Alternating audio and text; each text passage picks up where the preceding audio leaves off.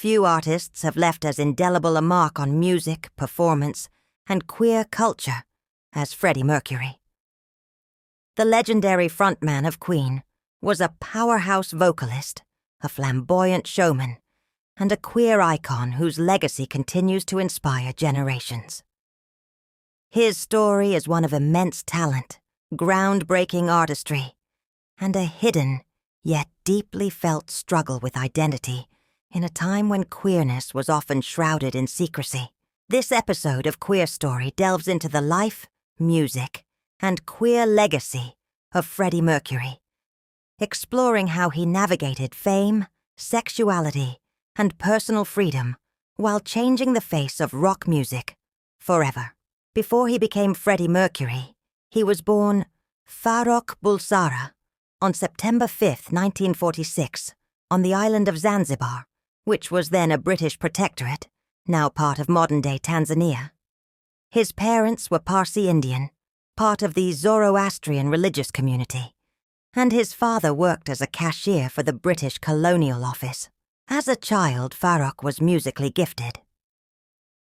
At the age of 8, he was sent to St. Peter's School, a British-style boarding school in India, where he learned to play the piano and discovered Western rock and roll. His teachers noticed his musical talent and encouraged him to pursue performance. It was during this time that he began referring to himself as Freddie, a name that would eventually replace Farrokh altogether. By the time he was in his late teens, political unrest in Zanzibar forced the Bulsara family to flee to England, settling in Feltham, Middlesex in 1964. Here young Freddie was thrust into a completely new world, one that was cold, unfamiliar, and starkly different from the vibrant cultures he had known. But London in the 1960s was also a boiling pot of musical revolution, where artists like David Bowie, Jimi Hendrix, and the Beatles were reshaping the landscape of popular music. Freddie immersed himself in the local art and music scene, studying graphic design at Ealing Art College. He joined several small bands, but none satisfied his creative vision. Then, in 1970, he met Brian May and Roger Taylor, who were playing in a band called Smile. With John Deacon joining as bassist, the four of them formed Queen, and Freddie insisted on the name. He envisioned something regal, grand, and dramatic. Thus, Freddie Mercury, the rock god, was born. From the start, Queen's sound was unlike anything before it. A mix of opera, hard rock, and theatrical extravagance that defied genre limitations. But just as striking as their music was Freddie Mercury himself. In an era dominated by macho rock gods like Led Zeppelin's Robert Plant and the Rolling Stones' Mick Jagger, Freddie stood apart. He wore tight-fitting leotards, silk scarves, and dramatic makeup. He strutted across the stage like a Broadway star, wielding his half-microphone stand like a scepter. His performances weren't just concerts. They were spectacles, a blend of drama, camp, and pure energy. But Freddie's queerness wasn't just in his performance. It was woven into the music. Songs like Killer Queen, Good Old-Fashioned Lover Boy, and Bohemian Rhapsody played with gender, storytelling, and operatic drama in a way that felt intrinsically queer. Though Mercury never explicitly came out, his art was a loud, unapologetic embrace of fluidity and theatricality. And yet, in his personal life, things were more complicated. Though Freddie Mercury is now celebrated as a queer icon, his sexuality was something he never publicly defined. During the early years of Queen's success, he was in a long-term relationship with Mary Austin, a woman he described as the love of his life. The two lived together for several years, and Freddie even wrote the song Love of My Life about her.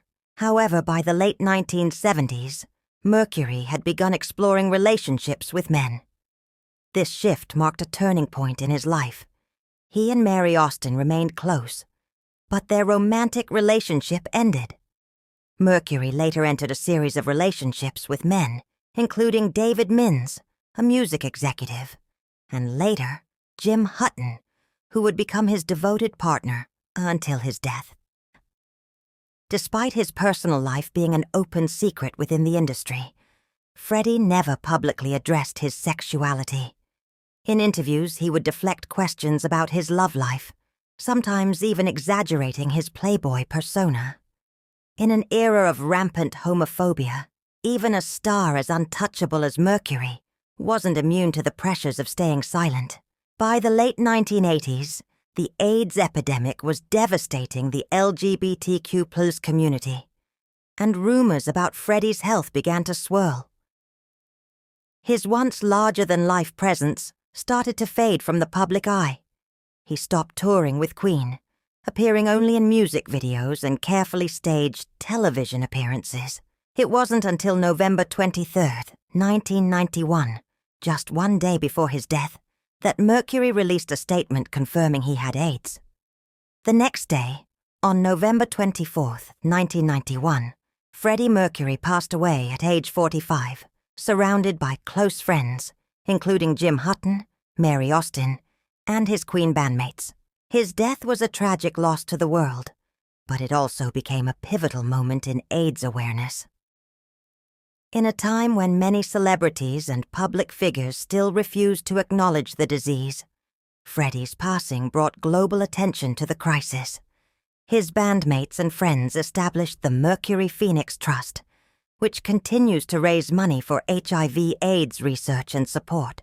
Even in death, Freddie Mercury's influence has never faded. If anything, his legend has only grown stronger. His music is still played in stadiums.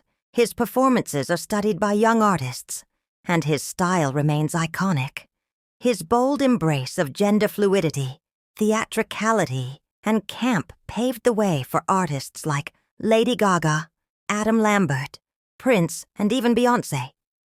But perhaps his greatest impact is the way he showed that queerness and rock stardom were not mutually exclusive. He shattered the mold of what a rock god could be. Not a hyper-masculine, rugged man, but a flamboyant, unapologetic, and electrifying force of nature. Freddie never needed to say the words, "I'm gay," to be a queer icon. His music, his performances, and his existence were statements in themselves. He once said, "I won't be a rock star. I will be a legend." And he was absolutely right. Freddie Mercury's life was one of contrasts. A man who lived publicly on stage, but privately in his personal life.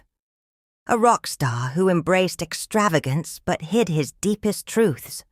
A queer man who never labeled himself but still became an immortal icon for the LGBTQ+ community. This has been QueerStory, where we uncover the lives of LGBTQ+ icons who shaped history. Until next time, keep being unapologetically yourself. Just like Freddie. I'ma do what I want, when I want, how I want. I'm like,